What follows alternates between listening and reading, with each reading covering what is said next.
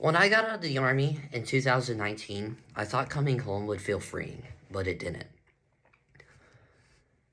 I came back to Cincinnati with no real direction, no real plan, and honestly, I had no idea who I was outside the military anymore.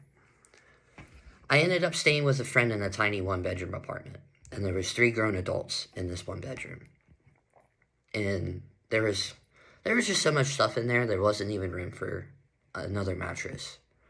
For about 9 months, I slept on a mat on the floor while I worked sun up to sundown at a Longhorn steakhouse. And strangely enough, that season humbled me more than anything else has so far in my life. Because when people picture veterans coming home, they picture like discipline, strength, and structure. But what they don't picture is sleeping on floors wondering how life ended up there. I worked almost every day. And even though I was exhausted physically, mentally I felt stuck. And I think that season forced me to confront something. And that was hard work alone doesn't automatically create purpose. You can work nonstop and still feel lost.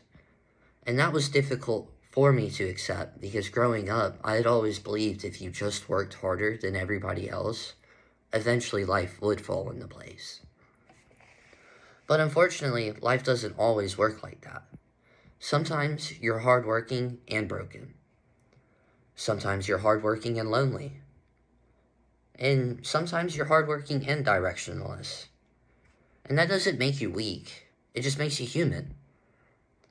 And looking back now, I am grateful for that season. Because sleeping on the floors taught me humility. It taught me how quickly life can change. It taught me not to judge people by where they currently are. And honestly, all of that lit a fire underneath me. Because I got tired of surviving. I wanted to build something meaningful with my life. And that mindset eventually pushed me toward writing, faith, growth, counseling, and rebuilding myself from the ground up. A lot of people see where someone is now and have no clue what kind of seasons they survived quietly.